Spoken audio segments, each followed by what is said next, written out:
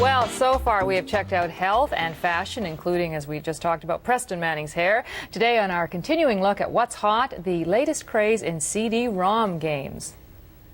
Tim Doyle is a games fanatic. He joins us from Cyber Microsystems in Toronto. Hi, Tim. Hi, how you doing? I'm fine. So what are the games people are playing right now? Well, they're playing a lot of them increasingly, but right now the big talk is about Quake and Duke Nukem 3D. Okay, how do you win Quake?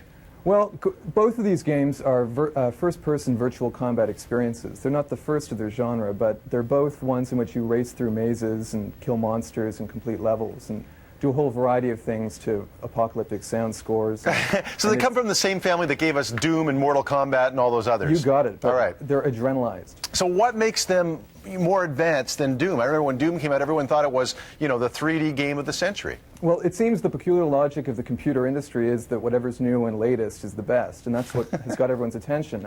Quake is interesting because, first of all, it's a 3D experience, fully 3D. Everything's been rendered by supercomputer or whatever. It has dynamic lighting, so lighting isn't actually applied by artwork. It's there and changes all the time. Right. The monsters are different. They're shamblers, fiends, chainsaw-wielding maniacs, a whole variety of different things running through these mazes. Okay, but the way you win is still the same. You got to kill the chainsaw-wielding maniacs. Absolutely, and you advance and continue and go on in whatever the logic is of the game. So Quake works on the principle of Doom. What about Duke Nukem, which is obviously a pun, right?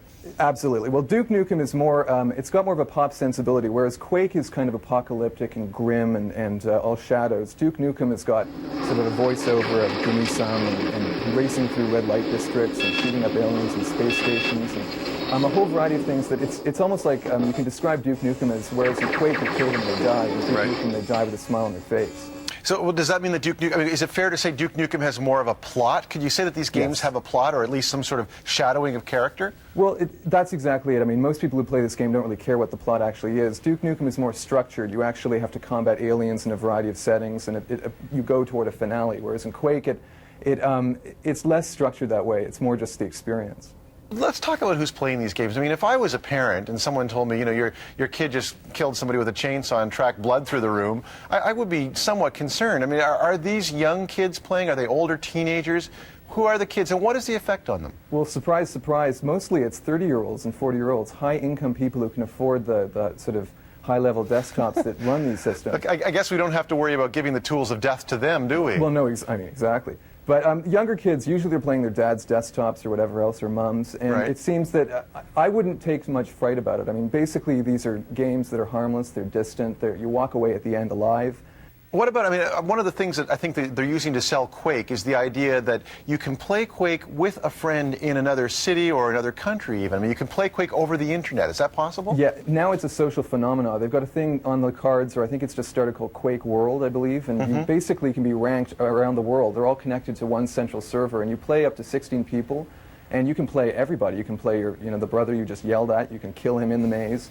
It's a good sort of conflict resolution thing, but that's what gives it the import. It makes it much more interesting.